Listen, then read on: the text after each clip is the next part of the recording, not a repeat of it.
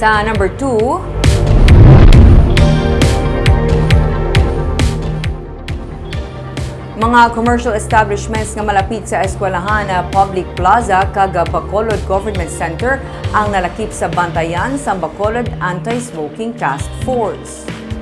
Sa Nobyembre na ang full implementation sang face-to-face classes. Gani tuyo sang katapos sa Bacolod Anti-Smoking Task Force nga suguran sa madason nga semana ang inspection kag education campaign angon sa hugot nga pagpatuman sang smoking ban sa mga pampubliko nga lugar. Suno kay Jonald Pamposa, Action Officer sang BASTF, tagaan nila sang atensyon ang iligal nga pagbaligya sang sigarilyo sa mga menor de edad amo nga magalibot man sila sa mga baligyaan nga malapit sa eskwelahan. Sanig sa City Ordinance No. 641, pagamultahan hindi lang ang mga nagapanigarilyo sa mga hindi designated areas for smoking, kundi pati man ang mga tagdumalahan sa commercial establishment nga naga-tolerate sa mga customer nga manigarilyo sa hindi designated areas. Magluwas ang kooperasyon sa publiko, ginahay luman sa task force ang katapos ang transport sector nga hugot man nga ipatuman ang pagdumili